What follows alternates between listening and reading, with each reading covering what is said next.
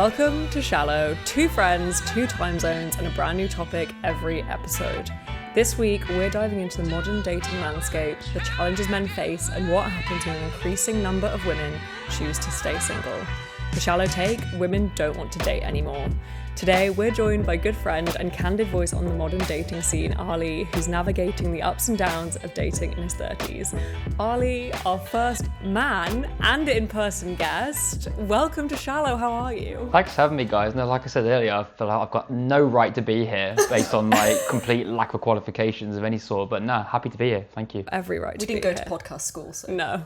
I certainly didn't either. Do you have a recommendation for us? Anything you're loving at the moment? Something that came to mind recently that I've not seen for a little while was it's a film. I think it came out in the 60s. It's called The Endless Summer. And it's about these surfers, I think they're from California, somewhere in America, who go around essentially chasing summer. Oh, lovely. Surfing all of these spots that haven't been surfed before. Sadly, I can't remember if they go to Australia or not. But they definitely go to South America and Africa, places like that. And it's really cool, well worth a watch. About an hour and a half, not too long, just about in colour. It's that old, just in colour. Would highly recommend that. Very relaxing film. Love that. That's a great recommendation. So, we really wanted to get you on today to talk about the realities of modern dating. We know the landscape is changing, how we date, whether we're dating as much as we used to, and the stats are really starting to show that women are ultimately choosing to stay single for longer. We'll dig into that further in a moment. But to kick things off, Arley, are you dating at the moment? Perpetually, dating isn't like baby, perpetually. Dating around, you know, not dating someone specifically, like you in the market. I guess I'm gently looking. I guess it's hard. Is that such a, yeah, sod it. Yeah, that's what I'm doing. We're on the apps. Yeah, on the apps, only two. Which ones? Hinge and Bumble. I've never used Tinder. Really? Wow. No, I've never used it. It's been around a long time. Yeah, the oldest one, I think, potentially. Do you think unless you include like Plenty of Fish and all that, something like which I'm not dabbled in just yet. Yeah. Do you think it's fading out a little bit, Tinder? It's not. I think people are definitely suffering from maybe a little bit of like dating app fatigue. I think maybe, like when they first came, like when the apps first came to the front, like I was in a relationship at the time, so like I kind of missed like the initial excitement, the hubbub around them. But I don't know, it's quite a bleak environment. Do you think people are getting bored by them? Like, do you think it's almost like it's just like a gamification of like apps and people not really seeing the people, they're just seeing these kind of like swipe right, swipe left, scroll through this bio kind of thing? Are they getting bored? Potentially, yeah. That kind of ties in with the fatigue point, I guess. You know, it's lost its appeal. It's not as exciting as it once was. You know, like the irony being now that we have, on paper at least, more choice than ever. Yeah. But people, I guess, are dating less. I guess you'll probably tell me more about that in more detail. Yeah, no, it's an interesting one. I don't know. I feel like maybe people are leaning more towards the more old school tactics of approaching women at bars, which I'll never do because you lot terrify me. But we'll get there maybe one day. Yeah. I mean, this is good because it's going to lead me into this question I want to ask you.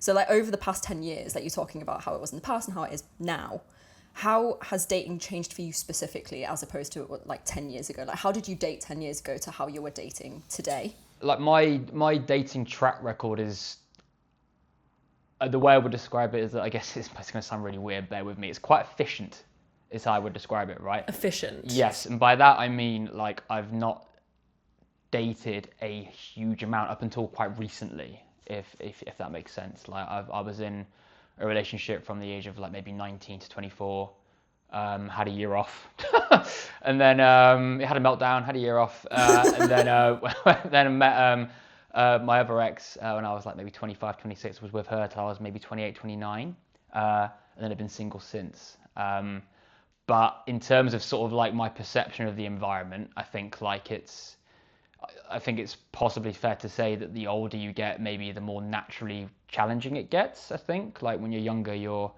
out and about a bit more. Your social circle is naturally slightly broader. I think purely because you're out and about more. When you get older, you tend to sort of settle down a bit more, whether that be because of, I'm talking from a single person's perspective, whether that be because of your job, it requires you to not be as like out there when it comes to like, you know, getting on the session, what have you. Or you just grow up, I guess, a little bit, and you know, you want to sort of like have more me time and, you know, be a bit more solitary, which I'm I can do quite easily. I can go full hermit mode if I want to, without a doubt, 100%. So for you specifically, like, are you wanting a relationship, or are you kind of happy being single? Because obviously the kind of shallow take of this episode is that the broad statement is that women don't want to date anymore, or they don't want a relationship. And we wanted to kind of just put that statement to you of how you feel about that and how that kind of relates to your experience and what you're going through, and whether you are in the same camp as that, or whether you're completely different. I think women do. It's gonna sound really weird. I think women do want to be in relationships. Do you know what I mean? Like it's like I've been on a few dates since being over here, and you know, people are looking, 100%. I just wonder if maybe people are just like, I guess the sort of like the message that's going around at the moment is that people are less willing to settle, I think is the name of the game, right? And I do think that does apply to both sexes. I think both boys and girls are guilty of doing that. I think in terms of sort of like we're encouraged so much more now to you know, value ourselves and remember our self-worth, which is great. But I guess, like, to play devil's advocate slightly, I do wonder if maybe that goes too far the other way, and people are maybe so dead set on perfection that they're not willing to overlook maybe little imperfections that people previously would have done. Like minor red flags that are like you're binning them off. Look, if he's got a criminal record, then yeah, like maybe leave that one, unless you're into that sort of thing. Whatever lights your candle, it's fine. But like if maybe he forgets to put the toilet seat down, or if he forgets to take the recycling out, or maybe doesn't leave the cushions on the sofa the way you might want them to be left. A sackable offence in my book. I'm sorry. The toilet seat. And you're allowed to have that attitude, Phoebe, and it's worked for you. Producer Hunt's in the other room having a great time, you know. Yeah, I don't know. That's one theory, I suppose. Yeah. No, that's interesting. Let's dig more into that. But firstly, we know now that kind of the data showing us that women are choosing to stay single for longer, or ultimately not seek life partners at all. So over half of the women aged 18 to 40 in the US were single in 2023, not married or cohabiting. And that's 51.4%, up from 41.8% in the year 2000, indicating a rising trend of women either choosing solo lifestyles or delaying partnership. And that was from an article titled American Women Are Giving Up on Marriage. Another recent study said only about 34% of single women were actively looking for a romantic partner, compared with 54% of single men.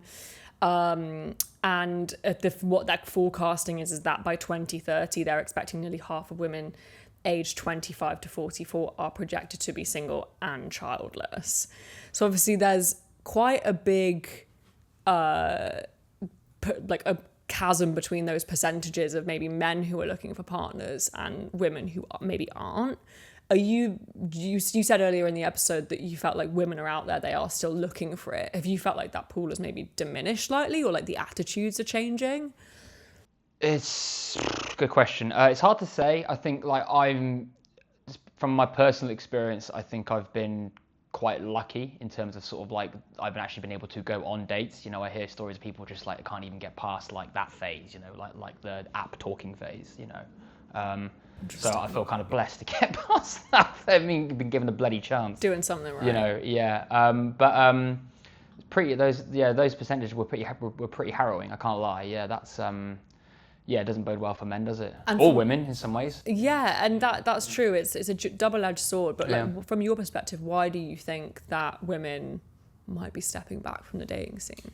Well, possibly because like, this is quite a basic theory, but I think it does hold water that, like, you know, women can do things now by themselves, you know, where previously, not too long ago, when you quantify it, like, they weren't able to, you know, they weren't able to be as independent, you know, sort of like, but now, like, they're able to do that a lot We can easier. Manage our finances now. Some better than men, I would argue, you know, yeah, you're allowed allowance and all sorts, yeah, it's mental, But it's I think it's a slow, gradual realization that, you know, women don't need no man. Maybe. Do you know what I mean? It's and rightly so. So is that from the element of like, we can get mortgages now, we can get bank accounts, like the bar, would you say, has like, it's risen to the point of, I think back in the day, we actually needed men, like we needed to be in relationships in order to basically function in the world. Whereas now we don't. And would you say men just aren't meeting that bar anymore? Well, quite possibly. I think the evidence does suggest that maybe men aren't cutting it in the eyes of the more modern day woman, should we call it? Not all men. Anecdotally, I will say that like some of the stories that I've heard from some of the dates that I've been on over here, you know, like quite a few women haven't got good things to say about men, from what I've heard. What kind of things? Let me try and remember. Like I can't really remember specifics, but just like bad things, like I guess all the classics, like bad communication skills, unwilling to commit or at least demonstrate commitment, you know, things like that, being a bit distant, things like that. You know, I think the main theme from memory was mainly around just sort of like communicating, I think, you know, and I think that goes hand in hand with not wanting to settle down, you know, like, but naturally, if you want to keep something a distance, you'll be less communicative, and I think that's probably, the two are probably interlinked, I'd say. That's interesting because obviously we talk about the physical benefits in the past of being with a man for a woman, you know, finances, house, mortgage, etc. But I was just going to put that question to you, like, do you think it's to do with the emotional side? Is the emotional maturity maybe that's gone down, or like calling back to that kind of gamification of apps, and maybe you're not seeing, maybe men aren't seeing women as much as people anymore, as opposed to just like a social media app that they can just play with and use whenever they want, and maybe that's coming through on the dates. I mean, I haven't dated for like over 7 years, so I'm not here sitting here and being like, oh yeah, that must be it. It's more of just like a curiosity thing, because I have, you know, female friends who date, and there's this kind of trope of there's these like poser soft boys. Have you heard of this? Tell me more. So it's when a guy kind of pretends to be liberal or a feminist or into the same books and into the same kind of extracurricular activities as the woman that they think, but it's more of a front, it's a show, it's to impress them, and then actually when the girl starts dating them, they reveal who they truly are, that they don't read those books, that they don't care about feminist issues, and maybe that kind of like the reveal is kind of scaring women, because they're like, well, are you actually, you know, this guy that you're putting forward? Or I mean, that's the same with anything online, right? You never know what's true.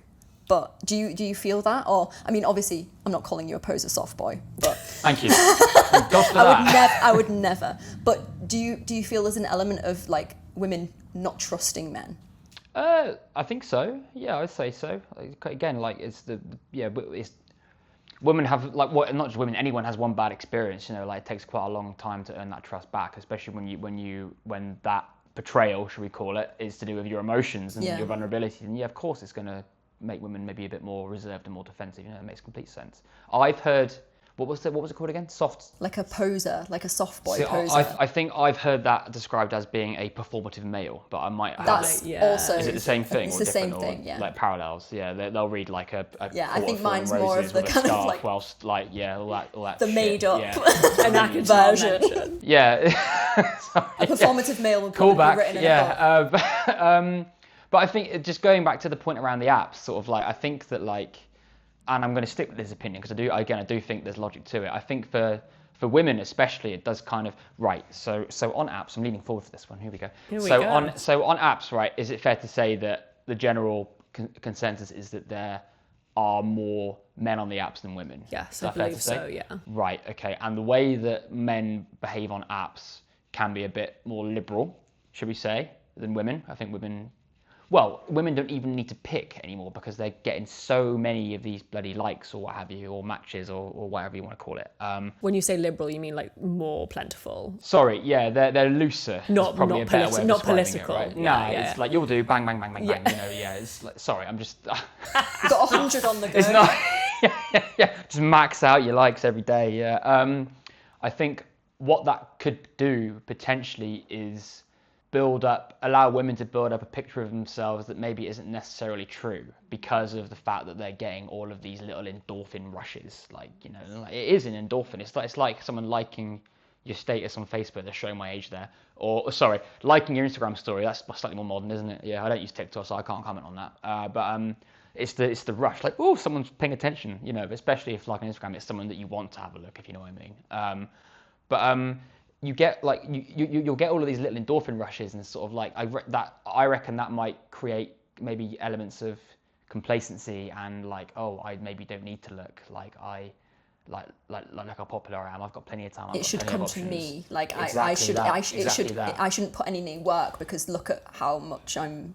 But you could argue that if we go by traditional sort of like values, then that's what should happen anyway. Like you know, I think generally speaking, men are the ones, or are regarded as the ones that should approach women, and I think that's probably fair. You know, in some ways, I guess I'm fairly traditional in some ways, in other ways I'm not, but in some ways I am. And the other side to that coin is that, and this is where you guys might have some opinions on this, so I'll be intrigued to hear this. Is that the photographs that women use on dating apps, sometimes I think tell a bit of a false story. Catfish. Not as strong. No. Not as strong as a catfish. No, like more like a maybe a soft catfish. A little catfish. You know. Hazy catfish. Women take much more photos of themselves than men. Women are more aware of when they look their best than men. Women are more aware of lighting. Women are more aware of moments that need capturing. Yada yada yada. Therefore, they're going to get way more images on average, whereby they look fabulous, right? And you know, and they know it, and they'll get those photos. All of my photos on my apps, I've had to get like my female/gay friends to take of me, which they've then had to force upon me. Well, we took some photos of you playing tennis. You were serving a bit of Nick Kyrgios the other day. I was. I'm not sure about that comparison, but all right, thank you. You're what? Just tall and gangly and brown and misogynistic. Yeah, thanks. Yeah. Battle of the sexes. Yeah. Visually more than, you know, yeah. But yeah, I think on average, sorry, just to round this off, on average, I reckon women probably look better in their photos than they do in real life, and I reckon men possibly look better in real life than they do on their photos.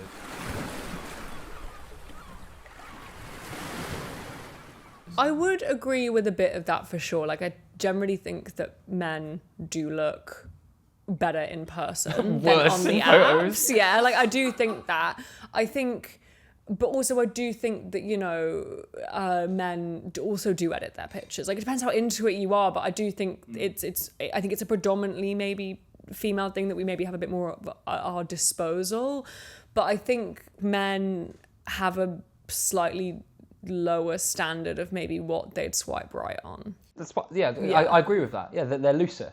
Yeah. I also think that women from the age of like 0 are taught to like look a certain way, act a certain way, take a perfect photo in the right light. Like, we are made for Instagram, we're made for social media, we're made to be marketed. So when we are on these apps, maybe like we market ourselves at like the highest standard because we're just so used to doing that like throughout our life kind of thing. And the standard of beauty for women is just generally so much higher. Fair points. No, I can't argue. No, it's true. Also, do you think, I mean, would you like the dating scene to move away from apps? Would you embrace that, or is that a scary thing to think about? Because I know I've spoken to a few people, and like they're kind of like they delete their apps. They can't be bothered with them. They want to meet somebody in real life.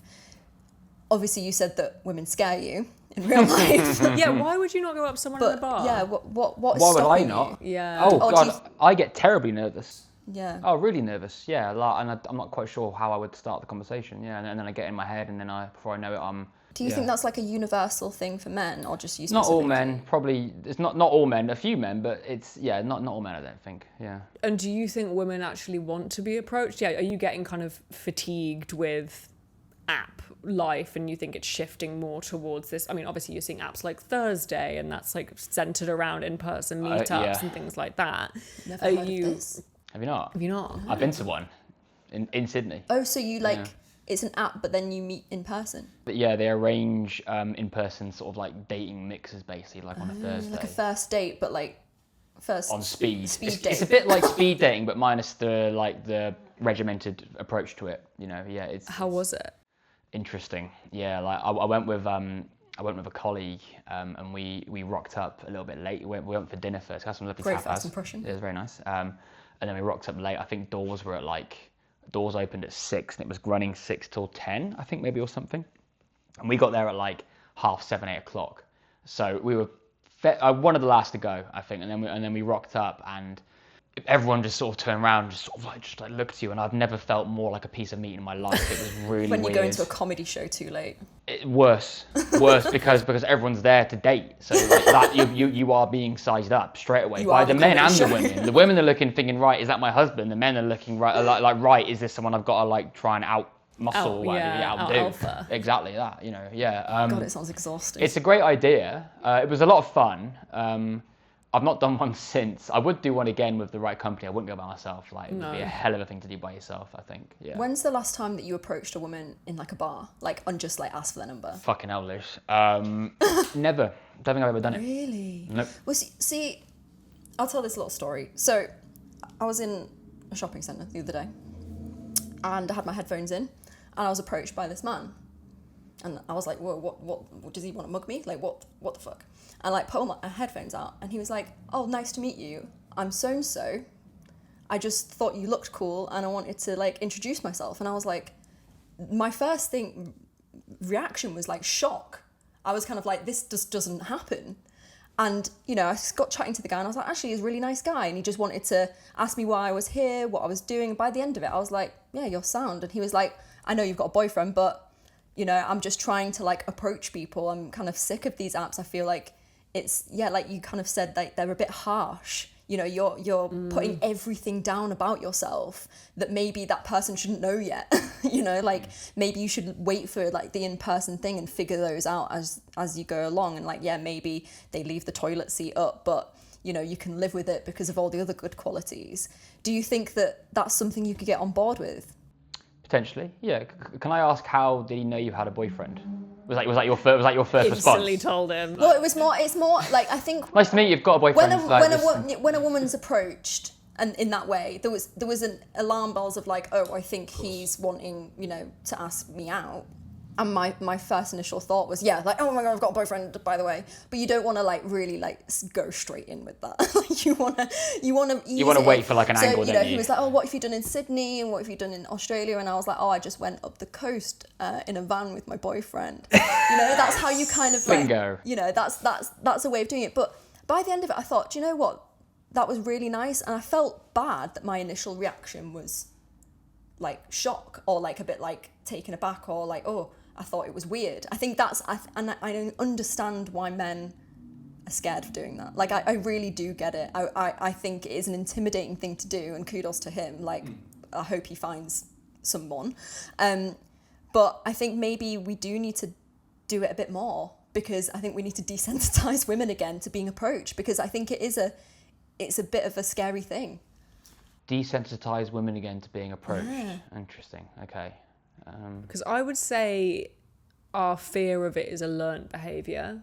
Because I think generally, I probably would say that happens less. Like the positive side happens less than the negative side. I'd say like 9 times out of 10, I don't know, like I think our instinct is to like get a bit like, oh, what do you want from me? Because that's kind of what if you're we've being learned. approached by a strange right? If it's a strange man approaching you in the street, it's horrible, and I don't want it to be like that. But your brain goes to, has he commented on my body? Has he commented on something I've done wrong? I think it's always a negative thing. Like, why is he coming up to me? What have I like? What does he want from me? I think that's the kind of like conditioned thing, right? I mean, I can't speak for Phoebe, but for the most female experience is like, when you're 10 years old or younger, you're being catcalled from a van by a man. So like that is ingrained in your brain from such a young age. And I do understand that for men, a lot of men, you see a lot of like YouTube clips and kind of this, this like kind of manosphere of like how to be a man again and how to like approach women and, how to get out this like loneliness epidemic, quote unquote. So from these like YouTube clips, I feel like maybe the narrative should be changing to how to prevent that specific thing happening to younger women. So like teaching men to not catcall, children, and then hopefully eventually as the generations go on, women won't feel this kind of pressure of why you are approaching me. I mean, obviously, if you're in a bar and a guy approaches you, it would be really rude to be like, oh, what the fuck? Why are you approaching me? But it does happen. It does happen. Yeah. It does happen. And like, although it's rude and a bit horrible, there is a part of me that does sympathise with that a little bit. But are you feeling kind of like a bit of a gender shift? Like, are you, what kind of is the physical and emotional reality, do you think, of being a man in the dating scene? Like, do you feel a big pressure to date, or do you feel like, do you feel this shift of women kind of being a bit more hateful towards men, or a bit more like, we don't need you? Retreating. Good question. Personally, no. I'll stick by my earlier statement, and I'll say, like, I reckon that there are women do still want a partner. They exist. They're out there still. You know, like, yes, there are more women that are happy, or apparently happy. Sorry, provocative, but happy being single. You know, maybe they're choosing to be happy being single because of what you mentioned earlier, Lucy, about sort of like, you know, you're constantly sort of like treated in such a way from such a young age. You're like, fuck it, like, this is my only option. Like, I need to be happy like this because the other option I don't want, kind of thing, which is pretty sad, but it might hold some water as well. I don't know. But I think like so you two, right? Like, let's say let's run a little sim, shall we? Right. So you two are magically single again, right? I know you're not. You both have lovely boyfriends. I've met them both. They're fabulous. But you're in the bar, yeah? And a man approaches you. How would you want to be approached? What would you deem as like a respectable way to be approached in a non-confrontational, non-attritional, respectful, balanced manner? Get one of those sticks with a tiny little hand on the end, To be like, and then you just like tap the girl on the shoulder. And they turn around, and then there's no contact. No, I'm joking. I think I'll stick with the app. How do you think? I mean, I prefer asking the questions, but yeah, all right. I think. Sorry. I think. I think it's a good exercise. For me, like, it's just like, as long as you're like polite, respectful, you're not physically like up in my face. That's the key one, I think. I have no slobbering or I have genuinely no issue with it. And then I think my if anything, if it's done well, it's flattering, right? You're like, oh, cheers, thanks, sure. Would love to, but I'm spoken for. But I think the main thing for me is like, no is no. Like, and that's the thing that I find when I think about all the women choosing to stay single and pull back. I think that's the thing that comes into my head the quickest, is like a polite, respectful, like, hey, sorry, not for me. Like, that's your fucking answer. And I think it shouldn't have to be taught, but sadly, a lot of people don't seem to have cotton onto that. I do think there's definitely still an element, again, it's quite an old school attitude, but it is still around of sort of like the persistence kind of angle, like we'll try and wear you guys down a little bit. Do you know what I mean? It's like you'll say yes eventually, and then eventually they do, but it's to shut them up, and then it's like like those old school anecdotes where like the woman's like, oh yeah, I rejected him 8 times, but now we're married. I'm like, I need to be asked at least 10 times. I don't know, be serious, yeah.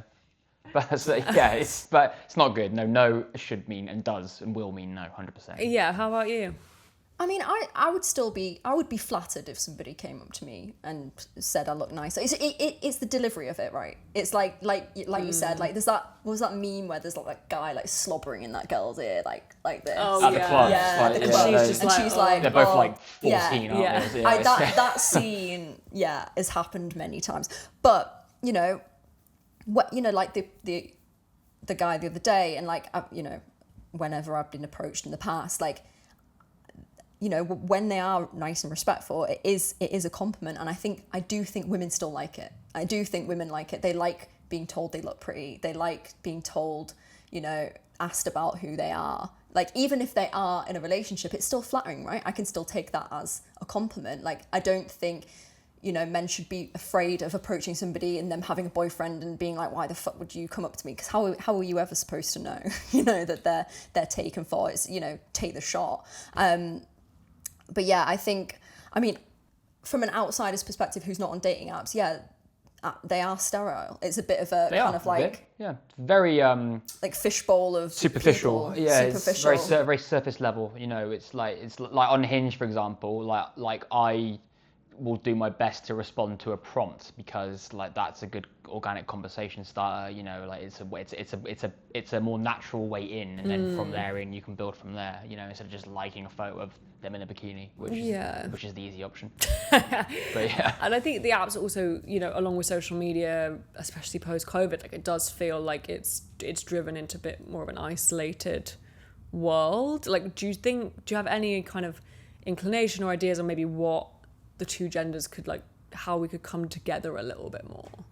Ooh, interesting. I guess it kind of harkens back to I guess your point, Lucy, that you made earlier, I suppose. It's about making sure that both sexes understand the environment, and making sure that they both know, at least in principle, what to do and what not to do, and then they can do with that knowledge what they will. And by that I mean around sort of like whether that be no means no from you, Phoebe, which obviously is so true, or whether that be around sort of like just saying to women, you're going to be approached, like, so you're going to have to learn to deal with it, sort of thing, you know, in that way, and teaching them maybe the tools to deal with that as well, in such a way that it could diffuse a few things. I'm not saying they should have to do that, of course I'm not. In a dream world they wouldn't have to do that, but they do sometimes, you know. And then I think the way that the two genders can come together and work together would be just to, I guess, maybe in some ways do what we're doing now, have a conversation about it. You know, that's why I asked you about like the ways to approach a woman and stuff like that. To be fair, what you both said was very sort of like common sense. Do you know what I mean? Sort of like, yeah, It's not that hard. just shout at me across the bar and Honestly, though, I think you know, in terms of like when we give you advice of just like go up to a woman, they'll, you know, even if they say, oh no, I'm not interested, you know, like the more you do it, I guess, me sat here like, the more you do it, the more it'll be, the easier it'll be. So right, practice makes perfect. Yeah. It's just getting over that fear of rejection, you know. Like, I think a lot of guys do have that. Like, 100%, I think it's a real problem. Yeah, guilty, without a doubt. But like, it's like anything. Sort of like, I'm trying to think. It's like it would be the word. What I would compare it to would be to like when I was trying to be a rock star in my younger days. If I was like playing in a band or what have you, sort of like I would be so nervous at the beginning. Like I couldn't drink any alcohol, because if I did, I'd get overconfident and start like messing up. So I needed the nerves almost to like focus. Exactly, yeah, like just really hone in. But then once you get past that first song, or even that first note or that first chorus, then after that it's like, oh, I can do this. It's like, I'm a rock star, it's fine. baby. Like, yeah, the world's not going to end if I fuck this. You know, it's fine. And then it's quite simple. You know. But can I ask a follow-up question to my earlier question? So this might be slightly harder to answer. So he's giving me like the eyes, like, no, stop! It's my podcast. My podcast. What signs can men look out for to know whether or not it is the right time? This is the hard one, and whether or not it is the right time to approach a woman. Is there even a right time? Do men just have to shoot their shot and hope for the best, or are there certain things? Maybe certain hints that you guys would drop. See, or when I was dating, and back in my day, when I was dating, or when I found somebody attractive, whether that was in like a bar or like anywhere, girls like to give a bit of eye contact. Eye contact, They love a bit of eye contact. They will look at you. Yeah. You know, they will look at you. It was funny. I went to my first ever Muay Thai class last week, and I met this Brazilian girl who, she was like a beginner. So she can fight off all the men there talking to her. Exactly. This is exactly. get away. Yeah. And we got talk. She was like, oh, you know, if you were in Brazil, you know, because you're blonde and you've got light eyes, you know, if you looked at a guy, he would come over and try and kiss you. And I was like, wow. And she said she took her British friend over to Brazil, and that kind of happened a few times, and it was like really overwhelming, and like that's just kind of the way that they do it over there. It's like, oh, you're looking at me. You're looking at me. They're quite a sexy country, I think, the Brazilians, aren't they? Yeah, they are. Yeah, I mean, yeah. But whereas over here, like the kind of the eye contact thing, it's like a woman could be staring at a guy, and the guy's like, oh, I don't know whether I should approach, or I don't know. And it's and you could be staring at them for ages. And this is what her friend said. Like, I was looking at that guy because I found him attractive, and he came over straight away, and it was really overwhelming. But I'll like look at a guy that I think's attractive back at home in Australia or in the UK or wherever that is, and they just won't approach me. So maybe that is a cue from just that conversation that if you look at a girl and she looks back for a little bit more time than, you know, you think is appropriate. Slightly inappropriate amount of eye contact. Yeah, Yeah. I think eye contact's sexy. It's though. hot. It's hot. Eye contact sexy. It is. No, or a little bit of a smirk, you know, Yeah. a little bit of an eyebrow raise, turn away, look back. Yeah. Just make sure they're still there. I'm getting a bit flushed. Like, Me and you can practice this after. yeah. Still got it. I would say I got. But how would you feel if a woman approached you? Oh, I'd be flattered. Exactly. Like, yeah, exactly. Yeah, you feel good. Same Has as it you guys, happened of course it would. recently? Like, has it happened? It has previously. Nice. Yeah. Okay. So a woman's come up to you before, but you've never been up to a woman.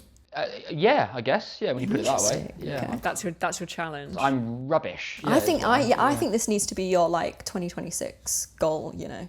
Be more of a man, Arley. Yeah. No, it's true. Whoa.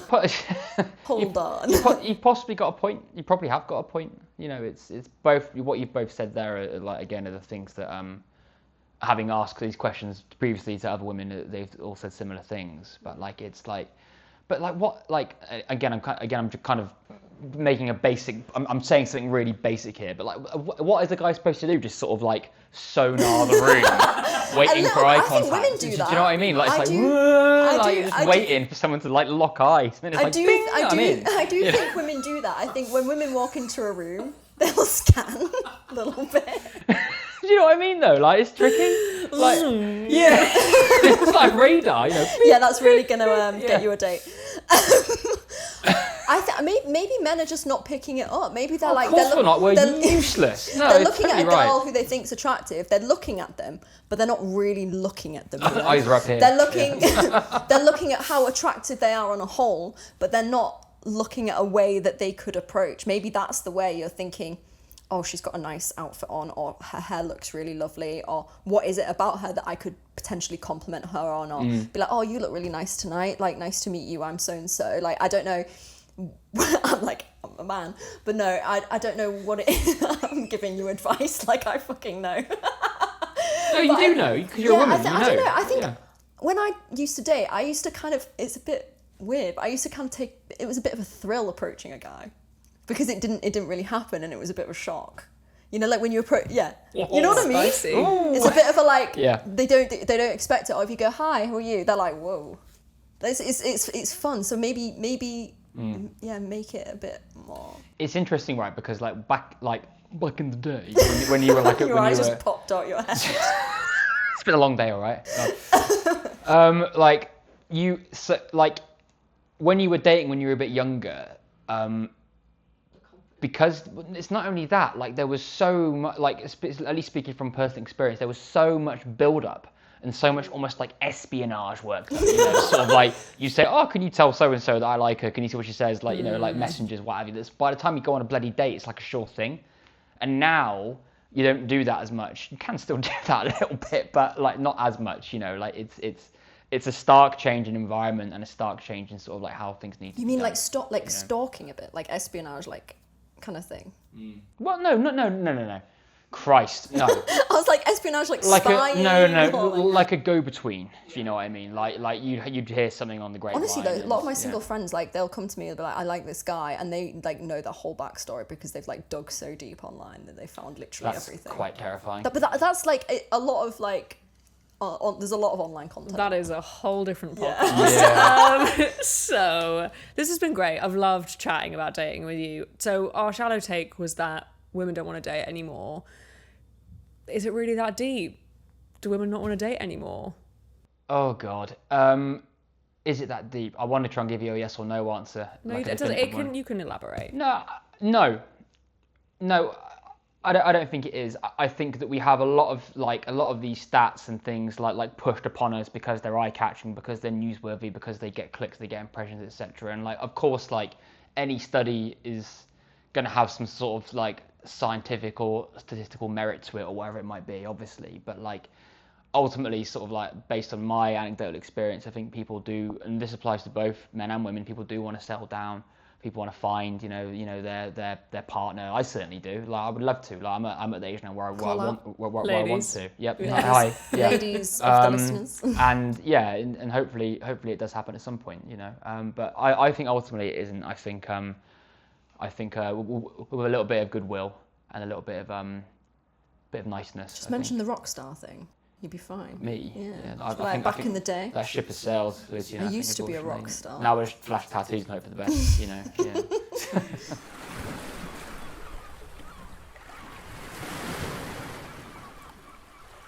So now it's time for... And what a pile of bollocks! This is the time in the show where we just chat shit about something insignificant that riles us up, fucks us off. Arley, you're our guest today.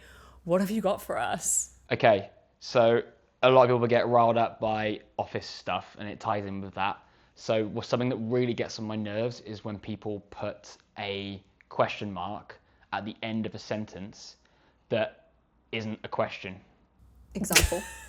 And it fucks me off no end. Like, it comes across to me as really passive aggressive and sort of like trying to establish almost like assert dominance. Like we discussed this yesterday. Question mark. Question mark. Like, get the fuck. Like, yeah, I know we fucking did. Like, I'm asking you a question. Do you think that's an Aussie thing? Because they they have irritation? That's a worldwide thing. I think, if anything, I'd say that was worse in the UK. Passive aggressive emailing. Oh, just pointless, no need question marks really rile me up and they get on my nerves. No need for it. Stop it. Pack it in. Either ask me a question or give me a statement. Don't make a statement a question in a passive aggressive way. Because you can imagine what their like facial expression is as well, like the. Or like, you know, because it's like, fuck, God, it. Even now I'm raging. God, it's awful. Fuming. Thanks so much for listening to Shallow.